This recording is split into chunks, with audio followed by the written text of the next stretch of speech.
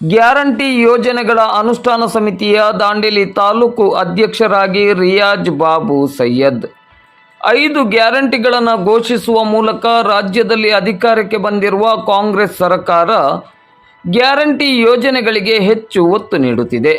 ಇದೀಗ ಗ್ಯಾರಂಟಿ ಯೋಜನೆಗಳ ಸಮರ್ಪಕ ಅನುಷ್ಠಾನಕ್ಕೆ ರಾಜ್ಯ ಮಟ್ಟದಲ್ಲಿ, ಜಿಲ್ಲಾ ಮಟ್ಟದಲ್ಲಿ ಹಾಗೂ ತಾಲೂಕು ಮಟ್ಟದಲ್ಲಿ ಸಮಿತಿಗಳನ್ನು ರಚಿಸಿದೆ.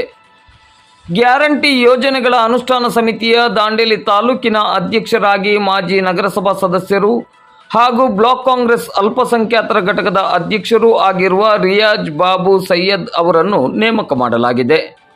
ಶಾಸಕರಾದ ಆರ್.ವಿ. ದೇಶಪಾಂಡೆ ಅವರ ಶಿಫಾರಸ್ಸಿನ ಮೇರೆಗೆ ಈ ನೇಮಕ ಮಾಡಲಾಗಿದೆ ಎಂದು ತಿಳಿದು ಬಂದಿದೆ. ಆರ್.ವಿ. ದೇಶಪಾಂಡೆ ಅವರ ಅಪ್ಪಟ ಶಿಷ್ಯರಾಗಿದ್ದು ಸಾಮಾಜಿಕ ಕಾರ್ಯಚಟುವಟಿಕೆಗಳಲ್ಲಿ ಸದಾ ಸಕ್ರಿಯರಾಗಿರುವ ರಿಯಾಜ್ ಬಾಬು ಸೈಯದ್ ಅವರು ತಮ್ಮ ಸರಳ ನಡೆನುಡಿಯ ವ್ಯಕ್ತಿತ್ವದ ಮೂಲಕವೇ ಎಲ್ಲರ ಪ್ರೀತಿಗೆ ಪಾತ್ರರಾದವರು. ಗ್ಯಾರಂಟಿ ಯೋಜನಾ ಅನುಷ್ಠಾನ ಸಮಿತಿಯ ಅಧ್ಯಕ್ಷರಾಗಿ ಆಯ್ಕೆಯಾದ ರಿಯಾಜ್ ಬಾಬು ಸೈಯದ್ ಅವರನ್ನು ತಾಲೂಕಿನ ಗಣ್ಯರನೇಕರು ಅಭಿನಂದಿಸಿದ್ದಾರೆ.